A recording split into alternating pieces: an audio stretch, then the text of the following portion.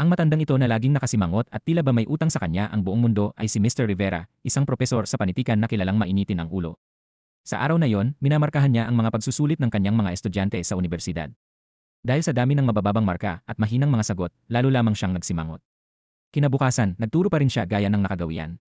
Ipinaubayan niya sa mga estudyante ang kanilang mga papel sa pagsusulit upang marepaso nila ang kanilang mga pagkakamali at matuto bago ang susunod na pagsusulit. Isang babaeng estudyante na may mahabang buhok ang biglang nagreklamo kay Mr. Rivera. Tinanong niya kung bakit napakababa ng ibinigay nitong marka sa kanya.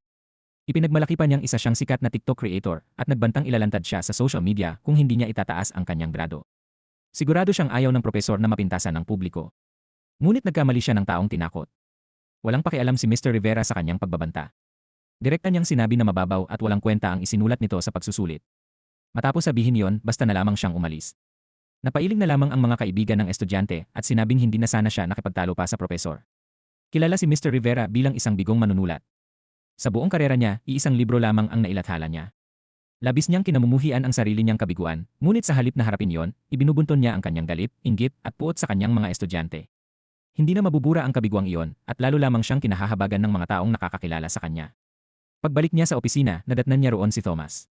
Dumating ito upang kausapin siya tungkol sa nalalapit na press conference ng paaralan para sa isang programang akademikong palitan. Inimbitahan nila ang kilalang manunulat na si Christopher, na dati ring matalik na kaibigan ni Mr. Rivera. Dahil dito, nais ni Thomas na si Mr. Rivera ang kumatawan sa kanilang paaralan at kumausap kay Christopher. Nang marinig niya ang pangalang iyon, naalala ni Mr. Rivera ang masasakit na alaala ng nakaraan. Bagamat magkaibigan sila noon, kalaunan ay nagkanya-kanya rin sila ng landas. Noong panahong nagsisimula pa lamang siya bilang manunulat, humingi siya ng tulong kay Christopher upang suriin ang kanyang akda at magsulat ng pambungad para rito. Ngunit tumanggi si Christopher dahil abala ito sa sariling mga gawain.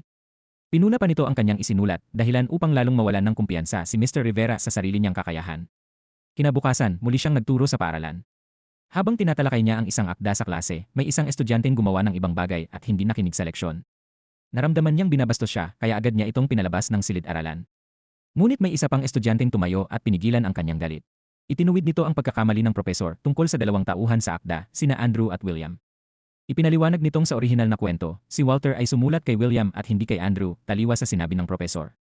Si Walter ay naipit sa isang love triangle kasama sina Andrew at Charlotte, kaya nahalo sa kanyang damdamin ang paghanga, inggit at kawalan ng tiwala sa sarili. Parang nasampal sa mukha si Mr. Rivera. Pakiramdam niya ay biglang nawala ang lahat ng dignidad na matagal niyang binuo. Sa isang iglap, nasira ang kanyang reputasyon dahil lamang sa isang estudyante. Hindi niya iyon pinalampas. Sinuri niya ang impormasyon ng estudyante at nalaman niyang ang pangalan nito ay Alden.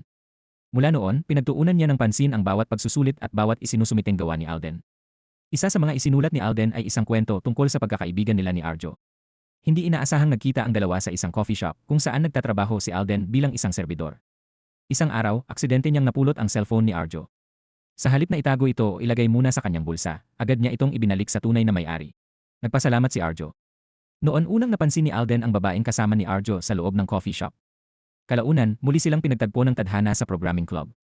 Dahil malalim ang kaalaman ni Alden sa larangang iyon, tinulungan niya si Arjo. Mula noon, naging matalik silang magkaibigan at halos hindi na nagkahiwalay. Binasa ni Mr. Rivera ang kwento ni Alden at agad siyang nabighani sa mga tagpong payak ngunit lubhang nakaakit. Habang tumatagal, palihim niyang pinagmamasdan si Alden at ang bawat direksyon ng mga kwentong isinusulat nito. Kalaunan, sinamantala ni Alden ang pagiging malapit nila ni Arjo at ang pagkakataong makasakay sa kotse nito upang makapunta sa kanilang bahay. Doon niya nalaman na ang babaeng una niyang nakita ay ang ina ng kanyang kaibigan. Kahit isa na itong ina, mukha pa rin itong napakabata. Kapag magkatabi sila ni Arjo, para lamang silang magkapatid. Palaging nagpapanatili ng distansya si Alden at tahimik lamang itong nagmamasid mula sa malayo. Palihim din siyang naglibot sa bahay at nakita ang larawan ng 4 na miyembro ng pamilya. Sa litrato, napakalawak ng ngiti ng babae at kitang-kita ang kaligayahan ng kanilang buo at masayang pamilya. Hindi na malaya ni Alden na napangiti rin siya.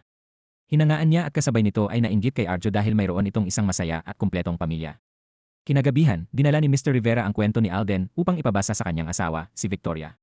Pinuri nito ang husay ni Alden sa pagsusulat, ngunit hindi niya maintindihan ang tunay na layunin nito sa paglapit sa pamilya ni Arjo. Napansin ni Mr. Rivera na magkahawig ang estilo nila ni Alden sa pagsusulat. Pareho silang mahilig magsingit ng maraming psikolohikal na elemento sa kanilang mga kwento. Akala ni Victoria ay balak ng kanyang asawa na gawing disipulo si Alden. Pagkatapos ng usapan, bumalik si Mr. Rivera sa kanyang silid. Matagal nang magkahiwalay ng kwarto ang mag-asawa kaya para na lamang silang mga housemate na magkasama sa isang bahay. Kinabukasan, nagturo pa rin si Mr. Rivera gaya ng dati. Pagkatapos ng klase, pinahabol niya si Alden upang makausap ito ng pribado. Samantala, naghintay sandali si Arjo sa labas bago na unang umuwi. Tinanong ng propesor si Alden kung nagsiselos ba ito kay Arjo. Nagulat ngunit natuwa si Alden dahil sa wakas ay may nakaunawa sa magulo at masalimuot niyang damdamin. Naitanong pa niya sa sarili kung malibang magselos sa kanyang matalik na kaibigan. Inakala ni Alden na pipigilan siya ng propesor sa pagsusulat, ngunit kabaligtaran ang nangyari. Hinikayat pa siya nitong ipagpatuloy ang pagsusulat at inalok siyang turuan ng pribado upang mas mapalawak ang kanyang kaalaman. Sa kasamaang palad, tumanggi si Alden dahil hirap ang kanilang pamilya at kailangan niyang magtrabaho upang matustusan ang kanyang pag-aaral. Gayunman, sinabi ng propesor na pag-isipan muna niyang mabuti ang alok dahil ang mga karagdagang klase ay makatutulong upang mas marami pa siyang matutuhan at mas maging mahusay at kapanapanabik ang kanyang mga kwento. Sa huli, nagpa siya si Alden na huminto sa isa sa kanyang mga part-time na trabaho upang magkaroon ng oras para sa mga karagdagang aralin. Pagdating niya sa bahay ni Mr. Rivera, tuwang-tuwa si Victoria dahil matagal na niyang hindi nakitang ganoon kasigla ang kanyang asawa. Dati ay tila nakakulong lamang ito sa paulit-ulit na buhay, ngunit ngayon ay parabang nabuhayan muli dahil nakatagpo ito ng isang estudyanteng tunay niyang hinahangaan. Si Mr. Rivera mismo ang naghanda ng mga materyales at lesson plan. Sabik siyang naghintay kay Alden hanggang halos maubusan na siya ng pasensya. Ngunit nang dumating ang estudyante, agad niyang napansin sa mukha nito na tila nawala na ito ng pag-asa. Naramdaman niyang may hindi magandang nangyari at tama nga siya. Sinabi ni Alden na balak na niyang huminto sa pag-aaral. Kanina lamang ay nagkaroon ng kaguluhan sa garahe ni Arjo at ngayon ay ramdam na ramdam ang tensyon sa pagitan nila ni Arjo. Pinakalma muna siya ng propesor at hiniling na ikwento ang lahat ng nangyari. Magkasama sina Alden at Arjo sa programming club para sa isang paligsahan. Pumunta si Alden sa bahay ng kaibigan upang mag-aral. Habang naghahanap siya ng banyo, palihim siyang pumasok sa kwarto ng ina ni Arjo dahil sa labis niyang pag-uusisa. Doon ay palihim niyang inamoy ang damit ng ina ng kanyang kaibigan. Nahuli siya mismo ng ina ni Arjo. Ipinaliwanag ni Alden na naligaw lamang siya habang naghahanap ng banyo. Sa labas naman ay kumilos ang babae na parang walang nangyari. Nang gabing iyon, ipinakilala si Alden sa ama ni Arjo. Sabay-sabay silang kumain bilang isang pamilya. Habang nag-uusap ang mag-asawa ng gabing iyon, hindi sinasadyang narinig ni Alden ang kanilang pag-uusap. Nalaman niyang ayaw ng ina ni Arjo na patuloy pang makisalamuha ang anak nito sa isang batang tulad niya. Ngunit iba ang iniisip ng ama ni Arjo. Gusto nitong samantalahin ang husay ni Alden upang mapataas ang akademikong performance ng kanyang anak dahil naniniwala siyang ang tagumpay sa programming competitions ay makatutulong upang mas madaling makahanap ng magandang trabaho. Sinabi ni Alden na kung hindi sila mananalo ni Arjo sa paligsahan, hindi na sila muling makakapunta sa bahay nito. At kung hindi sila makakapunta roon, saan pa sila kukuha ng mga materyales at inspirasyon para sa kanilang pagsusulat? Sa huli, nagbigay si Alden ng isang tusong ideya. Pinakiusapan niya si Mr. Rivera na tulungan siyang magnakaw ng test paper. Labis na nagalit si Mr. Rivera. Halos mawalan na siya ng katinuan sa galit kaya agad niyang pinalaya si Alden sa bahay at pinagbawalan itong bumalik. Pagkatapos noon, wala nang isinumiteng kwento o pagsusulit si Alden. Kahit pinagbantaan siyang ibabagsak sa kurso, pumasok pa rin siya kinabukasan. Nang makaharap ni Mr. Rivera ang kilalang manunulat na si Christopher, nakaramdam siya ng matinding pressure. Pareho silang nagtapos sa isang unibersidad, ngunit si Christopher ay isa ng tanyag na manunulat habang siya ay nanatiling isang ordinaryong propesor. Sa event, labis niyang pinuri ang bagong direksyon ng pagsusulat ni Christopher, lalo na ang paglalagay nito ng mga detective elements na labis na kinagigiliwan ng mga mambabasa. Nag-imbento pa si Mr. Rivera ng kwento tungkol sa isang estudyanteng nagtanong umano kay Christopher kung naubusan na ba ito ng mga ideya kaya kinailangan pa nitong pagdugtungin ang iba't ibang bahagi ng kwento. Agad namang napansin ni Christopher na katang-isip lamang iyon. Gayunpaman, buong kumpiyansang sinabi ni Christopher na patuloy niyang pinapahusay ang bawat akdang kanyang sinusulat at nangakong magdadala pa siya ng mga bagong ideya at kasiyahan sa kanyang mga mambabasa. Nang gabing iyon, inimbitahan ng mga kawani ng paaralan si Christopher sa isang hapunan. Habang abala ang lahat sa pagpuri sa tanyag na manunulat, tila hindi man lamang napapansin si Mr. Rivera. Dahil sa pagkainis, lumabas siya upang magpahangin. Hindi niya inaasahang makikita roon si Alden na nagtatrabaho rin ng part-time sa naturang lugar. Ikinuwento ni Alden na nais niyang sumali sa una niyang kompetisyon sa pagsusulat ng panitikan. Alam ni Mr. Rivera na may pambihirang talento si Alden, ngunit naniniwala siyang hindi pa nito lubos na naipapakita ang husay nito sa bawat salitang isinusulat. Para sa kanya, kung sasali agad si Alden sa isang paligsahan, para lamang itong nagyayabang sa harap ng mga bihasang manunulat. Nang gabing iyon, napanaginipan ni Mr. Rivera na si Alden ang nanalo sa paligsahan. Pagkatapos ng seremonya, ipinakilala pa siya ni Alden bilang kanyang mentor, bagay na labis na ikinatuwa ng propesor. Kinabukasan, nagpa siya siyang kausapin ng pribado si Alden. Nag-alok siyang tulungan itong makakuha ng kopya ng pagsusulit sa programming mula kay Thomas, kapalit ng pagdalo ni Alden sa kanyang karagdagang klase sa literatura. Nang tanghalian ding iyon, agad na pinuntahan ni Mr. Rivera si Thomas sa cafeteria. Nagsinungaling siyang kailangan niya ng tulong sa pagpapalit ng attendance system mula sa manu-manong proseso tungo sa otomatikong sistema. Nang mabuksan ni Thomas ang computer, bigla namang nagkunwari ang propesor na inaatake siya sa puso. Dahil sa pag-aalala, pinakiusapan niya si Thomas na kunin ang kanyang gamot sa sasakyan. Pagkaalis nito, mabilis na kinopya ni Mr. Rivera ang file na naglalaman ng pagsusulit sa programming papunta sa kanyang USB. Dahil iyon ang unang pagkakataon na gumawa siya ng ganoong kalaking kasalanan, nanginginig siya sa matinding kaba. Mabilis na bumaba si Thomas sa garahe at nakabalik sa loob lamang ng 5 minuto. Sa maikling oras na iyon, kinailangan ng propesor na hanapin ang tamang file sa napakaraming dokumento sa computer at agad itong i-back up sa kanyang USB. Habang mabagal na umuusad ang progress bar, pakiramdam niya ay unti-unting sumisikip ang kanyang dibdib sa kaba. Sa kabutihang palad, pagbalik ni Thomas ay natapos na niya ang pagkopya ng file at nabura na rin ang lahat ng bakas ng kanyang ginawa. Nagkunwari siyang maayos na ang kanyang pakiramdam, nagpasalamat kay Thomas, at pagkatapos ay mabilis na tumakbo palayo sa lugar. Para siyang isang atletang biglang nabuhayan ng lakas kahit matanda at mahina na ang kanyang katawan. Sa unang pagkakataong gumawa siya ng masama at nagtagumpay rito, naghalo-halo ang kanyang damdamin. Pakiramdam niya ay unti-unti siyang nawawala sa sarili. Alam niyang sapat na ang nagawa niyang iyon upang tuluyang sirain ang kanyang propesyon at ibabaon siya sa kahihiyan habang buhay. Makalipas ang ilang araw, tila naging ibang tao si Mr. Rivera. Matapos maranasan ang kakaibang pakiramdam ng paglabag sa batas, naging mas masigla, masigabo, at mas kawili-wili ang kanyang mga lektura, kaya labis na natuwa ang kanyang mga estudyante. Nang lumabas ang resulta ng programming contest, sinadya ni Alden na magkamali ng ilang sagot upang makakuha lamang ng sapat na puntos para makapasok sa susunod na yugto. Ayaw niyang maagaw ang pagkakataon ng mga taong tunay na nagsumikap para sa paligsahan. Para sa kanya, hindi magiging patas ang manalo kung alam na niya ang mga sagot bago pa man ang pagsusulit. Labis na natuwa si Mr. Rivera sa ipinakitang integridad ni Alden. Ikinuwento naman ni Alden na inimbitahan siya ng pamilya ni Arjo na maghapunan sa kanilang bahay bilang pasasalamat sa pagtulong niya sa anak nilang makakuha ng mataas na marka. Dahil sa mga pangyayaring iyon, muli siyang nabigyang inspirasyon na ipagpatuloy ang kanyang kwento. Nang gabing iyon, nagtungo si Alden sa bahay ni na Arjo at sabay silang kumain bilang isang pamilya. Ngunit agad niyang napagtanto na may isa pa siyang malaking pagsubok na haharapin. Tulad ng maraming ina, likas na overprotective ang ina ni Arjo sa kanyang anak. Habang kumakain, sunod-sunod ang tanong ng ina ni Arjo tungkol sa kanyang pinagmulan na para bang iniimbestigahan ang kanyang buong pagkatao. Naramdaman ni Alden na kailangan niyang ipakita ang kanyang kalagayan, kaya ikinuwento niyang iniwan siya ng kanyang ina noong bata pa siya. Ang kanyang ama naman ay nalugmok sa alak matapos iwanan ng asawa at kalaunan ay napunta sa isang nursing home. Naawa ang buong pamilya ni Arjo sa kanyang kalagayan.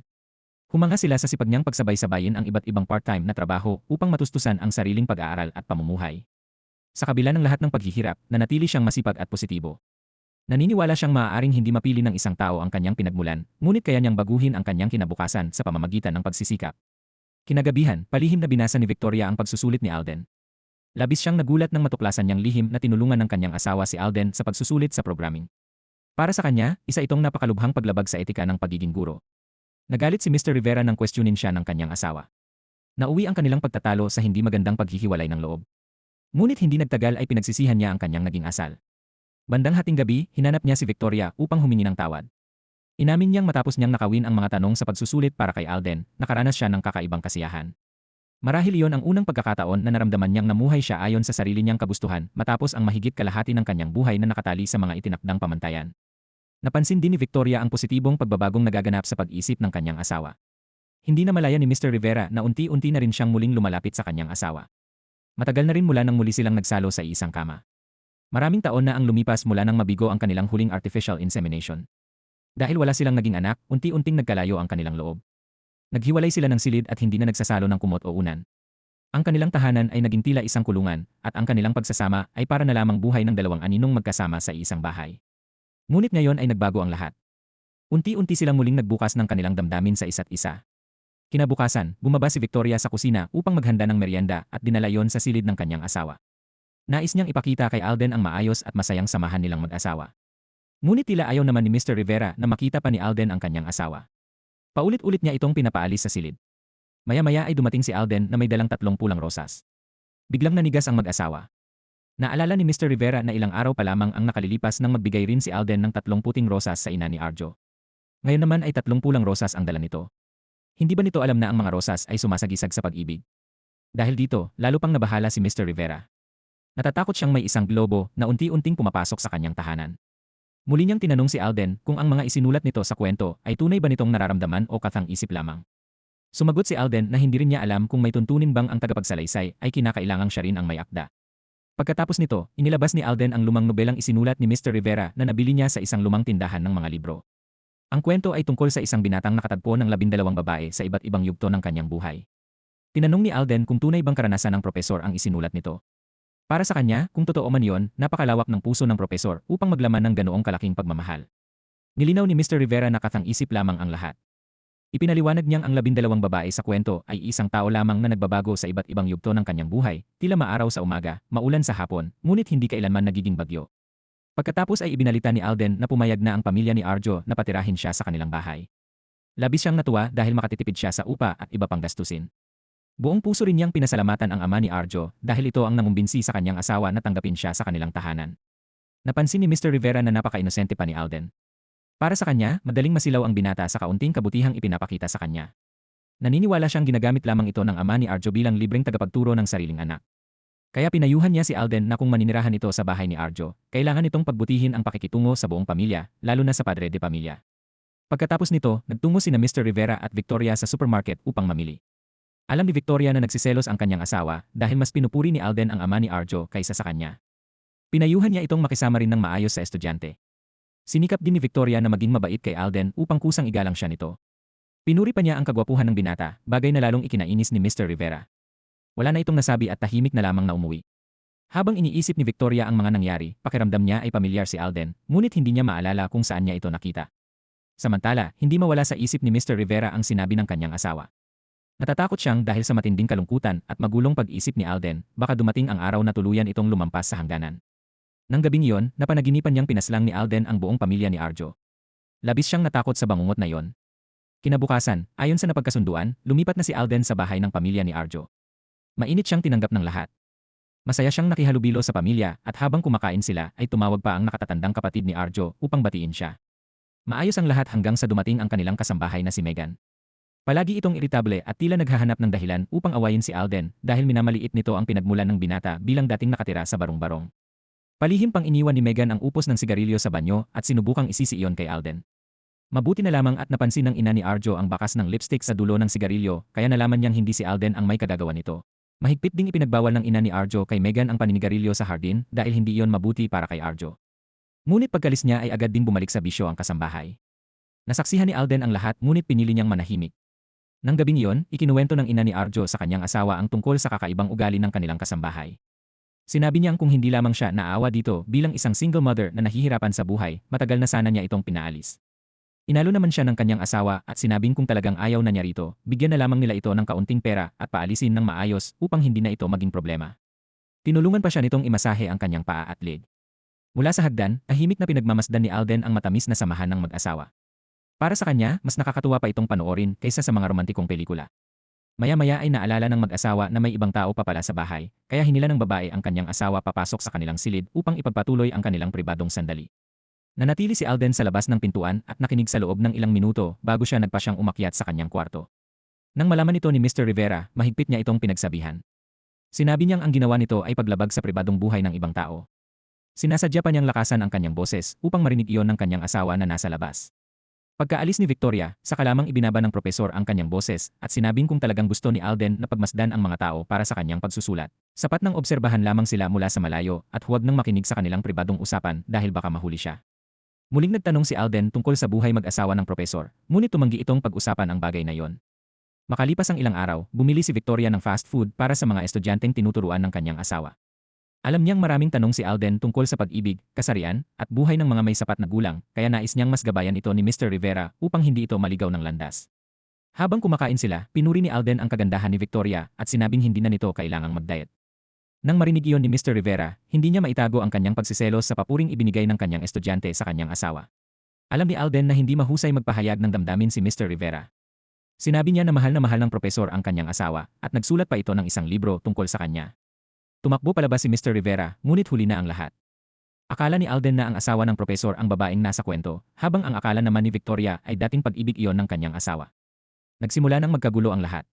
Kahit pa magkaroon ng 10 bibig si Mr. Rivera, mahihirapan pa rin siyang pakalmahin ang kanyang asawa. Dahil sa pasaway na estudyanteng si Alden, tila hindi niya namalayang nasunog na ang tahanan ng kanyang guro. Kinabukasan, muling nag-away si Megan at ang may-ari ng bahay. Natuklasan ng ina ni Arjo na nawawala ang kanyang branded na bandana at inakala niyang si Megan ang kumuha nito. Kaya siya mismo ang naghalungkat sa bag ni Megan.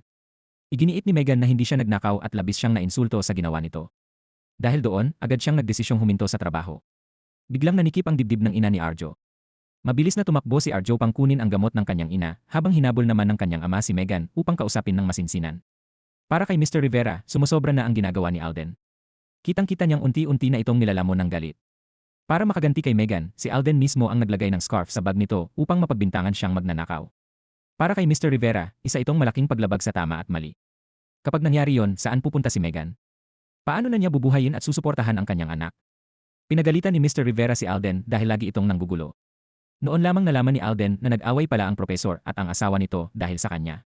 Dahil doon, kinailangan na nilang mag-aral sa opisina ng propesor sa halip na sa bahay ng mag-asawa. Upang mabawasan ang stress ng kanyang guro, nagkwento si Alden ng isang nakakatawang pangyayari. Doon niya nalaman ang kakaibang ugnayan ng ama ni Arjo at ni Meghan. Lihim niya silang sinubaybayan at nadiskobring nagkikita sila sa parking lot. Doon ay tila yumanig ang kotse na parang lumilindol. Labis na namangha si Alden na para bang nanalo siya sa loto. Ngunit labis na nadismaya si Mr. Rivera sa kanya. Para sa propesor, malaswa na ang ginagawa niya at nakakasakit pa ng ibang tao. Bukod sa sariling paghihiganti, lihim na niyang sinusubaybayan ang pribadong buhay ng iba. Wala rin siyang matibay na ebidensya at puro personal na hinuha lamang ang kanyang sinasabi. Maaaring iniisip ni Alden na nakatuklas siya ng isang malaking sikreto, ngunit hindi pa sapat ang gulang niya upang maunawaan ang maaaring mangyari. Kung hindi pagkakaunawaan lamang iyon at lumabas ang lahat, maaaring dalawang pamilya ang masira dahil sa kanya. Kinaumagahan, pumunta si Mr. Rivera sa silid ng kanyang asawa. Sinabi niyang wala ng pag-asa si Alden at balak na niyang ihinto ang pagtuturo rito. Nang gabing iyon, muling napanaginipan ng propesor si Alden. Sa panaginip, may dala itong martilyo at pumasok sa kanilang bahay upang ayusin ang problema. Nagising siya dahil sa pagtunog ng telepono. Pagkagising niya mula sa masamang panaginip, si Alden ang tumatawag. Sinabi nitong naaksidente siya at kailangan niya ng bantay. Ang unang pumasok sa isip ni Alden ay ang kanyang kagalang-galang na guro, si Mr. Rivera. Sa huli, napilitan ng propesor na bumangon at magmaneho papunta sa kanya. Ngunit pagdating niya roon, laking gulat niya nang makitang maayos naman ang estudyante. Ginawa lamang iyon ni Alden upang patunayan na hindi siya nagsisinungaling. Sinabi nitong nakita niya ang ama ni Arjo at si Meghan na pumasok sa hotel. Dahil pakiramdam ni Mr. Rivera ay naloko siya, labis siyang nagalit. Isinuko niya ang mahalagang oras ng kanyang pagtulog para lamang puntahan ang estudyante at mapaglaruan. Kaya idineklara niya na mula noon ay tapos na ang relasyon nila bilang guro at estudyante. Bawat isa ay dapat nang tahakin ang sariling landas. Pagkatapos niyon, may biglang aksidenteng nangyari na labis na gumulantang sa kanilang dalawa. Ang biktima ay si Meghan. Ipinakita ni Alden sa propesor na naroon din malapit ang ama ni Arjo. Laking gulat ni Mr. Rivera nang malaman niyang ang ama ni Arjo ay ang manunulat na si Christopher. Tunay ngang maliit ang mundo. Kahit sa makitid na eskinita, nagtatagpo pa rin ang mga taong hindi inaasahan. Parehong hindi makabangon sa pagkagulat sina Mr. Rivera at Alden. Akala nila ay isa lamang itong kapanapanabik na lihim na pagmamanman, ngunit hindi nila inasahang magiging mga saksi sila sa isang aksidente. Habang pabalik si Alden sa bahay ni Arjo, tahimik lamang silang dalawa ng propesor. Walang nagsalita kahit isang salita. Pagdating nila sa lugar, nagpaalam si Alden at nais nang bumaba ng kotse, ngunit pinigilan siya ni Mr. Rivera. Kinuwestiyon niya kung bakit itinago ni Alden ang pagkakakilanlan ng ama ni Arjo. Noon lamang nalaman ni Alden na ang ama ng kanyang kaibigan ay ang sikat na manunulat na si Christopher. Pagbalik sa bahay, hindi pa rin makabangon si Mr. Rivera mula sa pagkagulat. Sinimulan niyang ilabas ang mga kwentong isinulat ni Alden, at ang bawat isa ay tila matatalim na talim ng kutsilyong humihiwa ng malalim at nagwiwisik ng asin sa kanyang puso. Doon niya napagtanto na ang asawa ni Christopher ang unang pag-ibig ni Mr. Rivera. Siya rin ang pangunahing tauhan sa nag-iisang akdang na isulat niya. Nabigo si Mr. Rivera sa pag-ibig at maging sa kanyang karera. Sa lahat ng bagay, palagi siyang natatalo kay Christopher. Labis na nagalit si Mr. Rivera. Bakit nagawa ni Christopher na ipagkanulo ang kanyang diyosa? Bakit nang makuha na niya ito ay hindi man lamang niya pinahalagahan? Kinaumagahan, kailangan pa ring pumasok ni Mr. Rivera sa paaralan upang magturo gaya ng dati. Muli, naging madilim at nakababagot ang kanyang klase. Si Alden naman, tulad ng nakasanayan, ay nakaupo sa likod ng silid at hindi pinapansin ang aralin. Pagkatapos ng klase, hinila siya ni Mr. Rivera papunta sa opisina upang kausapin. Nagulat si Alden nang malaman niyang namatay si Meghan matapos ang aksidente. Tinanong niya ang propesor kung kilala nito ang pamilya ni Christopher, ngunit nagsinungaling ang propesor tungkol sa relasyon nila. Alam na ito ni Alden dahil si Arjo mismo ang nagsabi sa kanya na si Mr. Rivera ang nag-asikaso kay Christopher noong press conference sa paaralan kamakailan. Ikinuwento ni Alden na isinulat niya ang kwento sa kanyang pagsusulit at naisumite na yon. Iyon na ang kanyang huling kwento dahil si Mr. Rivera na mismo ang nagkansela ng karagdagang klase. Matapos matanggap ni Mr. Rivera ang kwento tungkol sa kanya, hindi niya napigilang buksan at basahin ito. Labis na nadismaya si Alden sa ama ni Arjo. Hindi niya inasahang ganoon pala kalala ang pagkakaroon nito ng dalawang mukha. Sa pamilya ni Christopher, tila parang walang nangyari matapos ang aksidente ni Meghan. Kinabukasan, dahil hindi na ito makontak, kailangang mag-isa ni Natalie sa kusina upang magluto para sa pamilya. Sinisi pa ni Christopher si Meghan sa pagiging irresponsable dahil bigla raw itong huminto sa trabaho nang hindi nagpapaalam sa mag-asawa kahit alam niyang nasa emergency room ito ng ospital. Nasaksihan ni Alden ang lahat ng iyon at tahimik lamang siyang ngumisi habang sinusuri ang mga pangyayari. Pagkatapos niyon, tumawag ang pulisya upang ibalita ang masamang nangyari kay Meghan. Labis na nagulat sina Natalie at ang anak nilang si Arjo nang marinig ang balita.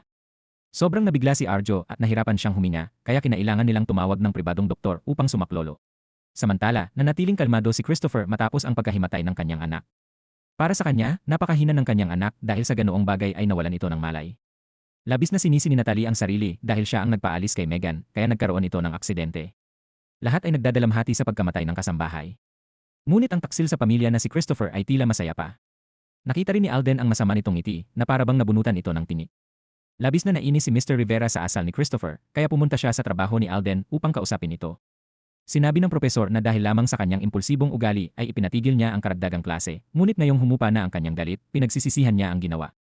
Labis na natuwa si Alden na makabalik sa klase. Gusto pa rin niyang ipagpatuloy ang pagsusulat ng mga kwento tungkol sa pamilyang iyon na unti-unting nanginginig. Alam ni Alden na malapit si Mr. Rivera kay Christopher, kaya tiyak na nasasaktan ito ngayon dahil ang dating kaibigan ay nalilihis na sa tamang landas. Ngunit hindi ito ang panahon para magpadaig sa emosyon o hayaang makialam ang personal na damdamin sa lahat ng bagay. Bilang guro, alam ni Mr. Rivera na kailangan niyang maging moral na suporta sa kanyang estudyante sa panahon ng krisis. May kutob si Mr. Rivera tungkol sa pagkamatay ni Megan, kaya inutusan niya si Alden na imbestigahan ang mga posibleng pahiwatig sa krimen. Nang gabing iyon, umuwi si Mr. Rivera at nais makipagbati sa kanyang asawa. Ngunit dahil hindi siya mahusay magsalita, medyo magaspang at masungit ang dating ng kanyang mga salita. Inibitahan niya si Victoria na makipag-date at manood ng scene. Sa halip na romantikong pelikula, horror movie ang pinili ng propesor. Labis na natakot si Victoria hanggang sa maiyak ito. Sinamantala naman ni Mr. Rivera ang pagkakataon upang hawakan ang kamay ng kanyang asawa at maging moral na suporta nito. Pagkatapos ng scene, pumunta sila sa isang restaurant para sa ikalawang bahagi ng kanilang date kasama ang mag-asawang Thomas. Habang kumakain, hindi mapakali si Mr. Rivera dahil hinihintay niya ang mensahe ni Alden tungkol sa investigasyon. Naalala ng asawa ni Thomas ang kabiguan ni na Mr. Rivera at Victoria sa artificial insemination mahigit 10 taon na ang nakalilipas. Pinuna pa niya si Mr. Rivera at sinabing napakawalang puso nito dahil iniwan niya ang kanyang asawa na mag-isa at nagdurusa matapos silang mabigo na magkaanak. Nang matanggap ni Mr. Rivera ang mensahe, dali-dali siyang tumakbo sa banyo upang basahin ito. Samantala, inakala ni Victoria na napahiya ang kanyang asawa dahil sa mga sinabi ng asawa ni Thomas. Dahilan upang magtampo siya at magtungo sa banyo upang umiyak. Mula sa balita, nalaman ni Mr. Rivera na nakarating na si Alden sa pinangyarihan ng krimen. Ngunit nalinis na ng mga tagalinis ang mga bakas ng dugo sa labas ng hotel, kaya napilitan siyang pumasok upang magtanong. Dahil sa patakaran ng hotel tungkol sa privacy ng mga kliyente, tumanggi ang mga staff na magbigay ng kahit anong impormasyon. Hindi sumuko si Alden. Palihim siyang pumasok sa loob at tinanong ang bawat empleyado ng hotel, mula sa janitor hanggang sa security guard. Ngunit wala siyang nakuhang makabuluhang impormasyon. Hanggang sa nakita siya ng manager ng hotel at pinaalalahan ng bawal pumasok ang hindi otorisadong tao, kaya agad siyang pinaalis. Ngunit bigla rin siyang nakilala ng manager at tinawag pabalik. Matagal na pala silang magkakilala noong pareho pa silang nagtatrabaho bilang construction worker. Isang taon na silang hindi nagkikita kaya marami silang napag-usapan. Bumagsak sa pagsusulit si Alan at kinailangang magtrabaho bilang manager ng hotel kahit hindi iyon ang gusto niya. Samantala, pinalad naman si Alden na makapasok sa universidad na matagal na niyang pinapangarap. Sinabi ni Alan na nasaksihan niya ang pagtatalo ni na Megan at Christopher. Nag-away ang dalawa at naghatakan. Tila binabantaan ni Megan si Christopher, ngunit biglang may malakas na aksidenteng nangyari kaya hindi na nakagalaw si Alan. Ayon kay Alan, regular na bisita ng hotel si Christopher. Ilang beses itong pumupunta roon bawat linggo at palaging sa presidential suite tumutuloy. Umorder pa ito ng mamahaling bote ng alak at discounted na sorbetes. Sa kwarto nito, palaging may iba't ibang klase ng damit panloob ng babae. Ganoon daw talaga ang hilig ng mayayaman. Nagsisinungaling pa si Christopher sa kanyang asawa na naglalakbay lamang siya upang maghanap ng inspirasyon para sa kanyang pagsusulat. Kahit sa panaginip, hindi alam ni Natalie na nagpapakasarap pala ito sa hotel kasama ang ibang babae. Palaging nakikinig si Alan sa tabi. Kapag may konting ingay sa kwarto, napapansin niya yon. Ngunit isang araw, nakarinig siya ng kakaibang tunog. Habang binabasa ni Mr. Rivera ang kapanapanabik na bahaging iyon, tumawag sina Victoria at Thomas. Sinabi nilang hindi sinasadyang nakita nila si Christopher at inimbitahan nila itong makipag-usap. Dahil napaharap siya sa taong ayaw niyang makita, malamig ang naging pakikitungo ni Mr. Rivera. Sa kanilang pag-uusap, tila sinasadya man o hindi, binanggit ni Christopher ang asawa niya sa harap ni na Mr. Rivera at Victoria.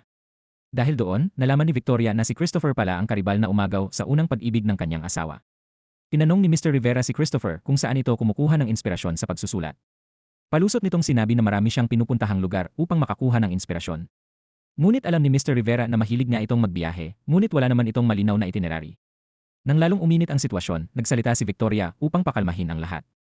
Ngunit nasaktan si Mr. Rivera nang sabihin ng asawa niya na tila dumadaan siya sa writing crisis at kailangan niyang matuto mula sa mga karanasan ni Christopher. Dahil doon, nag-away ng matindi ang mag-asawa. Iniisip ni Victoria na itinago ng propesor ang tungkol sa dati nitong relasyon. Samantala, galit naman si Mr. Rivera dahil hindi alam ng kanyang asawa ang tunay na ugali ni Christopher. Ngunit dahil wala naman siyang sinabi tungkol dito, paano nga naman malalaman iyon ni Victoria? Pagkatapos nyon, bumalik siya sa kwarto at ipinagpatuloy ang pagbabasa sa kwento ni Alden. Narinig ni Alan ang away sa kwarto ni Christopher. May sinabi ang babae na hawak niya ang ebidensya at nagbantang ibubunyag niya sa lahat ang mga kalokohan ng lalaki. Dagdag pa niya, may pumunta raw noong nakaraang araw na binatang kasing edad ni Alden upang mag-imbestiga. Hindi niya alam ang eksaktong nangyari, ngunit maaaring sinadya ang pagkamatay ni Megan. Noong oras na yon, nag-aaway sina Christopher at Megan.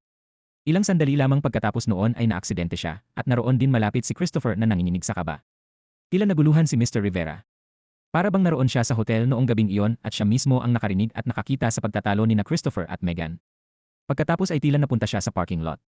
Habang papalapit sa kanya ang multo ni Megan, pinagpawisan ng husto si Mr. Rivera sa bangungot.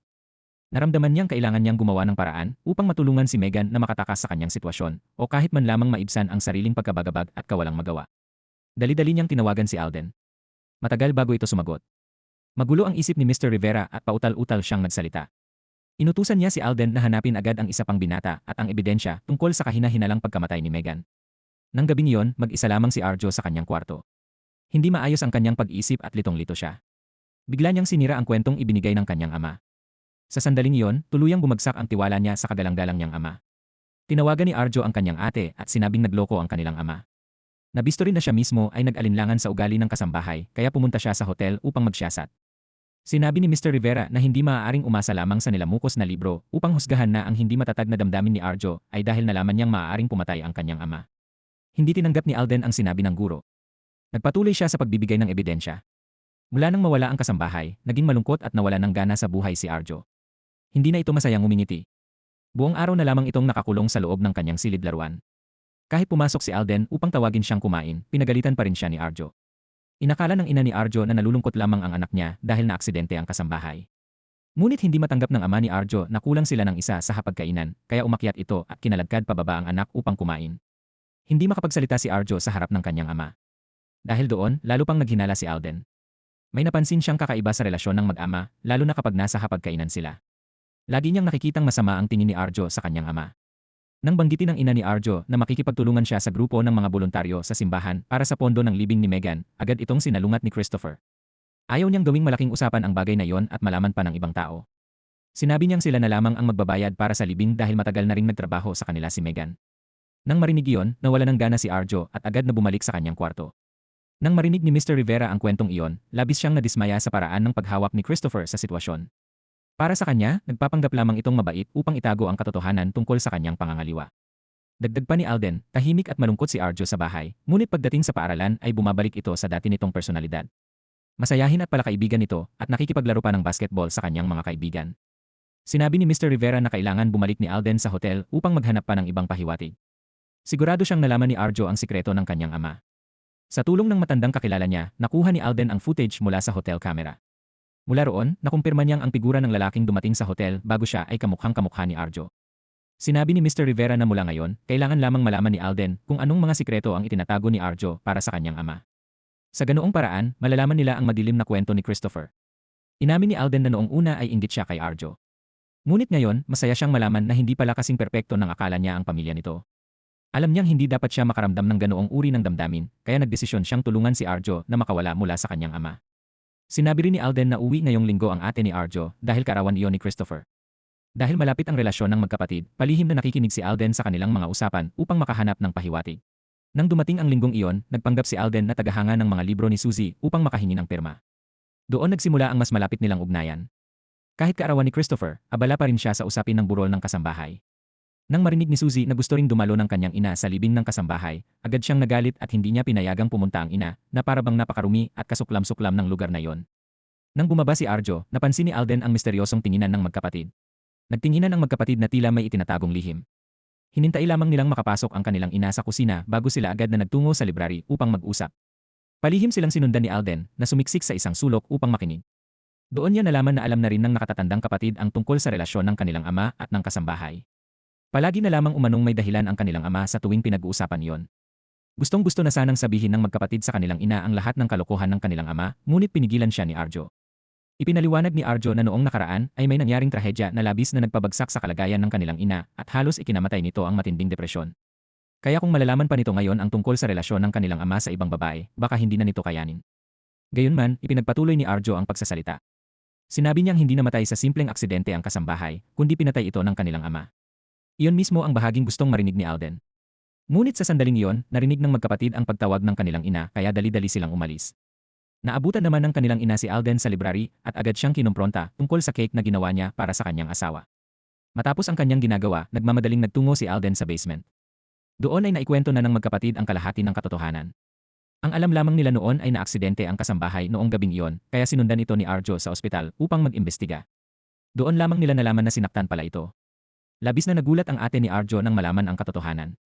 Gayunpaman, agad niyang binalaan ang kanyang kapatid na huwag itong ipagsasabi kaninuman. Natatakot siyang kapag nadawit ang kanilang ama sa isang kasong may kinalaman sa pagkamatay ng isang tao, masisira ang reputasyong matagal nitong binuo at madadamay rin ang sarili niyang karera bilang anak ng isang mamamatay tao. Dahil sa kasikatan ng kanilang ama bilang manunulat, lalo pang naging usap-usapan ang kanyang mga akda.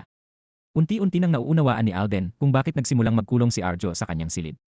Higit sa lahat ay mahal ni Arjo ang kanyang ina at kinamumuhian ang kanyang ama. Ngunit hindi niya masabi ang buong katotohanan dahil hindi niya kayang iligtas ang kanyang ina mula sa kaguluhang dulot ng apelyido ng kanilang ama. Maging si Mr. Rivera ay natahimik nang malaman ang lihim ng pamilyang iyon.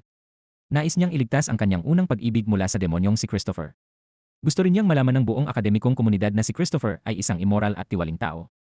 Upang magawa iyon, kailangan muna nilang makahanap ng paraan upang mapilit si Arjo na sabihin ang totoo tungkol sa aksidenteng nangyari noong gabing iyon. Nagmungkahi si Alden na sabihin nila ang bahagi ng katotohanan sa ina ni Arjo upang magsimula itong maghinala at tanungin ang kanyang anak.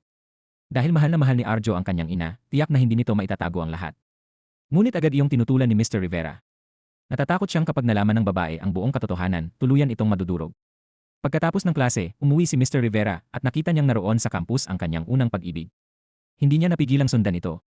Kahit matagal na silang hindi nagkita, hindi pa rin nagbago ang anyo nitong nagpapaalala sa kanya ng nakaraan. Habang nagmamaneho, hindi niya napigilan ang sariling sundan ang babae na parang isang stalker. Sa tahimik niyang buhay, sa tuwing nakikita lamang niya ang babaeng iyon ay muling bumibilis ang tibok ng kanyang puso. Ang una at tanging nobelang naisulat niya ay bunga ng damdamin niya para rito. Kalaunan ay nalaman niyang pumunta lamang pala ang babae sa campus upang bisitahin ang kanyang asawa. Hindi matanggap ni Mr. Rivera ang katotohanan iyon. Para sa kanya, ang babaeng itinuring niyang pinakamaliwanag na buwan sa kanyang buhay ay tuluyang naagaw ni Christopher. Dahil sa sobrang pagmamahal niya rito, naging malamig siya sa sarili niyang asawa. Nang gabing iyon, patuloy siyang nakatanggap ng mga ulat mula kay Alden. Sinabi nitong may natanggap na liham ang pamilya ni Christopher. Walang pangalan ang nagpadala, ngunit malinaw na si Christopher ang tunay na tatanggap nito. Matapos basahin ang liham, halatang labis na nabahala si Christopher. Nanginginig ang kanyang mga kamay hanggang sa mabitawan at mabasag ang isang mamahaling bote ng alak. Dahil sa matinding pagdududa, palihim na pumasok si Alden sa opisina nito upang hanapin ang liham. Ngunit biglang bumalik si Christopher, kaya mabilis siyang nagtago sa likod ng bookshelf. Mula roon ay nakita niyang muling binuksan ni Christopher ang liham, binasa itong muli, at pagkatapos ay ipinasok sa shredder upang tuluyang sirain. Pagkatapos nito ay lumapit pa ito sa mismong bookshelf na pinagtataguan ni Alden upang kumuha ng libro. Mabuti na lamang at hindi siya nakita. Pagkaalis ni Christopher, kinuha ni Alden ang mga piraso ng papel mula sa shredder at dinala ang mga iyon sa kanyang silid. Isa-isa niya itong pinagdugtong hanggang sa mabuo muli ang buong liham. Doon niya nalaman na may isang taong nagtatago ng video mula sa ospital at inaanyayahan si Christopher na makipagkita sa 10:00 ng gabing iyon sa fountain ng parke. Parehong naghinala sina Mr. Rivera at Alden na si Arjo ang nagpadala ng liham. Pinagtibay pa yon ng pangyayaring kapwa sinabi ni na Christopher at Arjo sa hapunan na lalabas sila pagsapit ng 10:00 ng gabi. Dahil dito, palihim ding nagtungo si Alden sa parke. Humanap si Alden ng pinakamataas na bahagi ng parke upang malinaw niyang makita ang buong paligid. Mula roon, nakita niya si Christopher na papalapit sa fountain, habang sa kabilang panig ay may isang aninong palihim ding papalapit. Samantala, si Mr. Rivera ay nasa bahay at hindi mapakali sa paghihintay ng balita. Lumampas na ng 1:00 ng madaling araw nang dumating si Alden. Agad niya itong gustong ibalita sa propesor ang nakakagulat na natuklasan niya. Upang hindi mahalata ng kanyang asawa, mabilis siyang pinapasok ni Mr. Rivera sa kanyang silid-aklatan. Sinabi ni Alden na ang aninong nakita niyang nakipagkita kay Christopher ay hindi si Arjo, kundi ang ina nito. Parehong nabigla sina Alden at Mr. Rivera sa katotohanang iyon. Napagtanto nilang hindi pala inosente ang ina ni Arjo. Sa halip, siya pa ang pinakamaraming nalalaman tungkol sa buong pangyayari. Ang taong nakita nilang papunta sa hotel ay hindi si Arjo, gaya ng una nilang inakala, kundi ang kanyang ina. Labis ding nagulat ang ina ni Arjo nang malaman niyang napakarami ng alam ni Alden tungkol sa kanilang pamilya. Noong una, inakala niyang nais lamang siyang hingan ng pera. Ngunit nang sabihin ni Alden na ang tanging hangarin niya ay tulungan ang kanyang matalik na kaibigang si Arjo, nagsimula itong ikwento ng detalyado ang katotohanan. Ngunit bago pa man niya maikwento ang lahat kay Mr. Rivera, nakatanggap siya ng isang tawag. Pagkatapos sagutin yon, bigla siyang naging balisa. Hinikayat siya ng propesor na ipagpatuloy ang kanyang kwento, ngunit tumanggi siya at nagdahilan na kailangan na niyang umuwi. Kinabukasan, hindi mapakali si Mr. Rivera. Hindi siya makapag-focus sa pagtuturo. Paulit-ulit niyang tinitingnan ang kanyang telepono at paminsan-minsang sumusulyap sa likod ng silid-aralan, ngunit wala si Alden. Si Arjo lamang ang nakita niya. Matapos pag-isipan ng mabuti, nagpasya siyang huwag na munang magtanong upang hindi paghinalaan ni Arjo. Pagsapit ng tanghalian, patuloy na hinihintay ni Mr. Rivera ang tawag ni Alden. Kahit nasa pulong siya kasama ang ibang guro, hindi niya mapigilang silipin ang screen ng kanyang telepono. Gabi na nang sa wakas ay tumawag si Alden. Kahit buong araw na hindi maayos ang pagkain at pahinga ng propesor, dahil sa pag-aalala, nagpanggap pa rin siyang galit bago siya nagtanong. Ipinaliwanag ni Alden na ang tawag na natanggap niya noong nakaraang gabi ay mula sa nursing home kung saan naninirahan ang kanyang ama. Bigla raw itong nawala, ngunit kalaunan ay natagpuan din niya ito sa isang malayong probinsya. Dahil kailangan niyang alagaan ang kanyang ama, hindi niya maipagpapatuloy ang pagsusulat para kay Mr. Rivera. Hindi rin niya kayang ikwento sa telepono ang buong lihim ng pamilya ni Arjo dahil napakahaba at napakaraming detalye nito. Kaya nagkasundo silang ipapadala na lamang niya ang kumpletong kwento sa pamamagitan ng email sa loob ng 1 linggo. Sa wakas ay dumating ang email na matagal nang hinihintay ni Mr. Rivera. Dahil sa pananabik, agad siyang nagbigay ng maagang break sa kanyang klase. Noon lamang nangyari iyon kaya labis na nagtaka at natuwa ang mga estudyante. Pagkaupo sa kanyang mesa, agad niyang binuksan ang email at sinimulang basahin ang katotohanang matagal na niyang gustong malaman. Nalaman niya na noon pa man ay alam na ng ina ni Arjo ang tungkol sa paulit-ulit na pagtataksil ng kanyang asawa sa iba't ibang babae.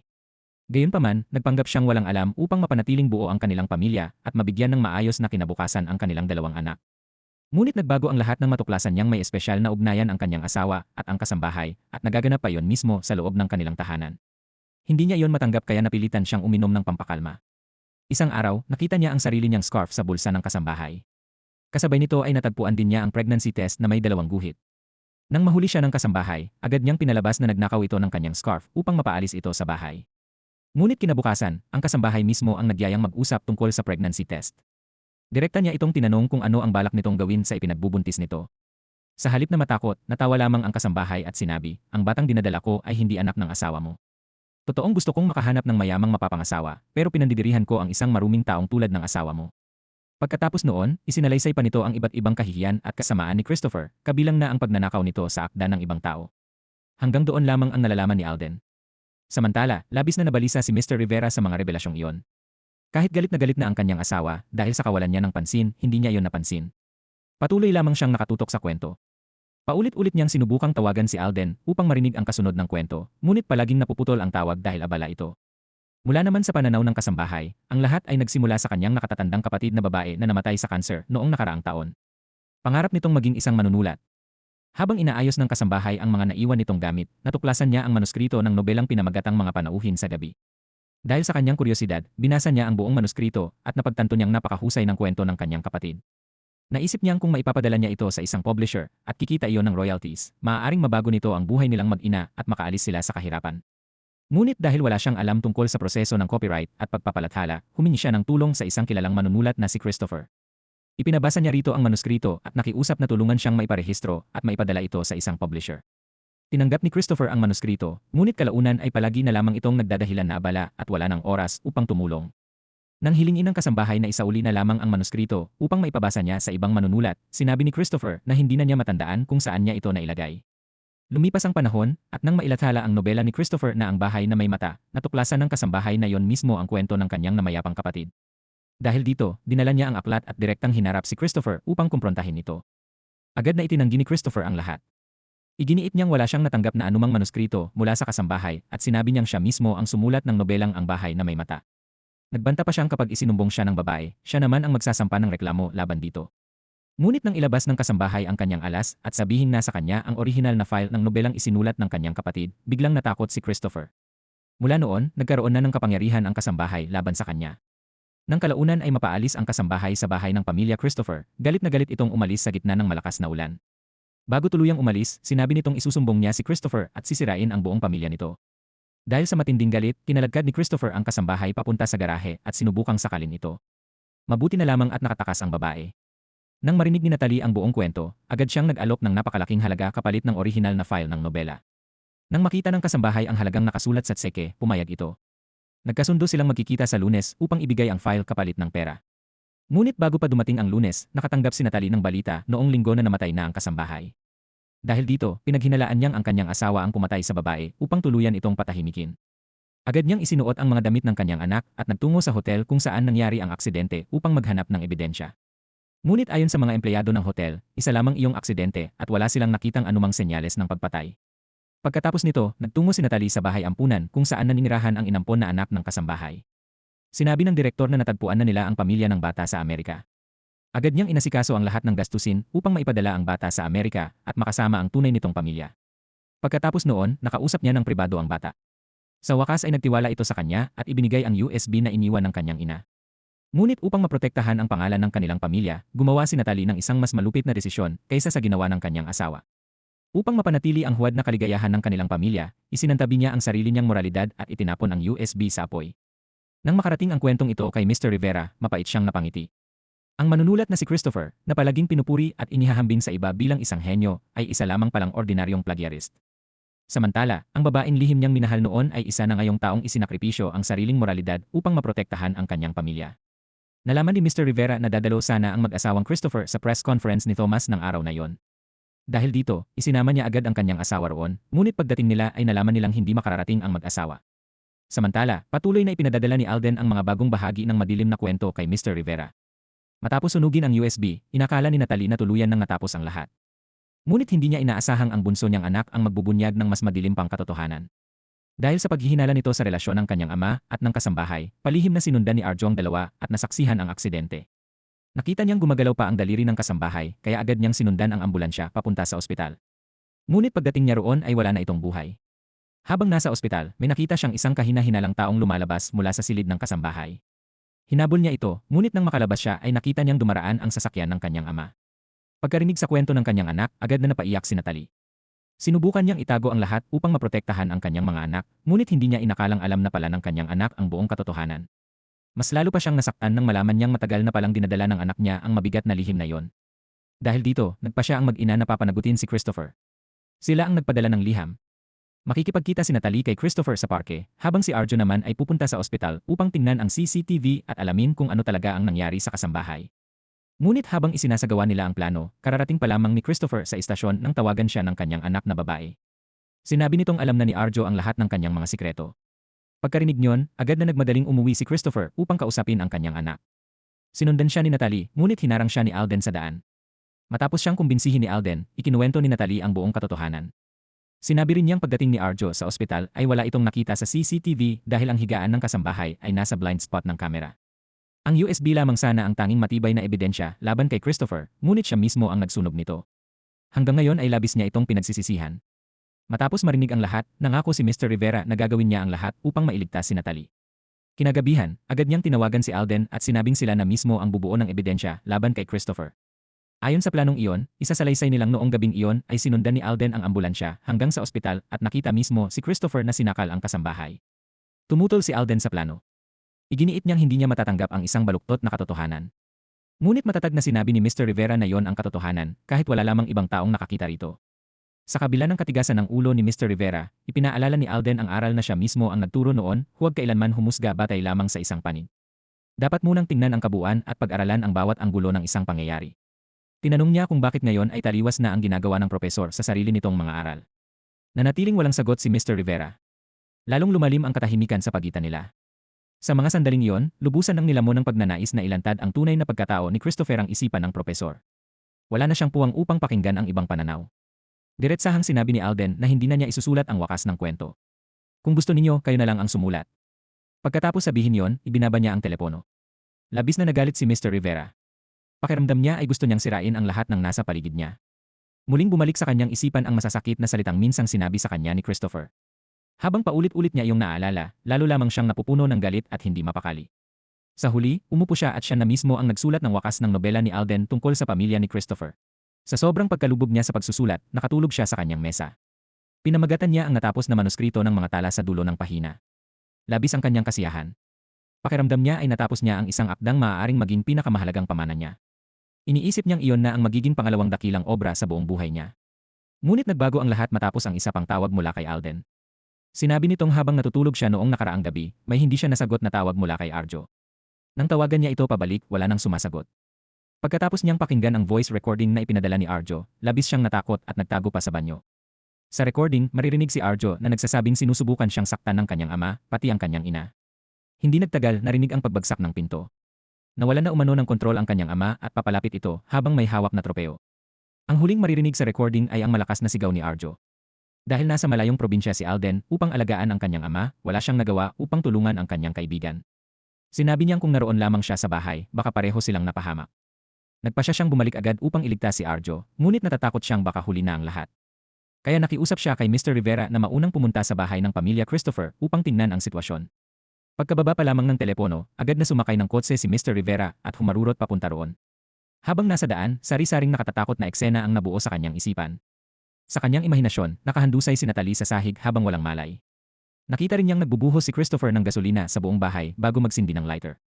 Nagising si Natalie dahil sa amoy ng gasolina. Gumapang siya papunta sa kanyang asawa habang paulit-ulit na tinatanong kung nasaan ang kanilang anak. Nang makita niyang nakadikit si Arjo sa ama nito, mahigpit niyang niyakap ang binti ng asawa at sumigaw. Sinumbatan niya ito kung bakit nito sinaktan ang sarili nilang anak. Sumagot si Christopher na lihim kasi siyang iniimbestigahan ng anak kaya yon ang naging kaparusahan nito. Pagkatapos sabihin yon, itinulak niya ang kanyang asawa, sinunog ang bahay, at sinakal ito upang matiyak na wala na itong magagawa. Ngunit biglang napagtanto ni Mr. Rivera na pawang imahinasyon lamang ang lahat ng iyon. Sa sobrang pagkabalisa, agad siyang tumawag sa mga bumbero habang patuloy na nagmamaneho. Kahit pula ang ilaw sa trapiko ay hindi siya huminto, dahilan upang habulin siya ng mga pulis. Sa halip na tumigil, lalo pa niyang binilisan ang pagpapatakbo hanggang makarating sa bahay ng pamilya Christopher. Pagdating niya roon, naroon na ang mga bumbero. Agad niyang sinabihan ang mga ito na gibain ang pinto at iligtas ang mga tao sa loob. Ngunit sinabi ng mga bumbero na wala namang sunog at nasuri na nila ang buong bahay. Hindi naniwala si Mr. Rivera. Nang makita niya ang mga pulis, paulit-ulit niyang isinigaw na mamamatay tao si Christopher. Ngunit walang sinumang naniwala sa kanya. Nang mapansing tila nawawala na siya sa sarili, agad siyang pinigilan ng mga pulis. Ilang sandali pa, lumabas ang 3 miyembro ng pamilya Christopher na ligtas at walang anumang sugat. Natulala si Mr. Rivera.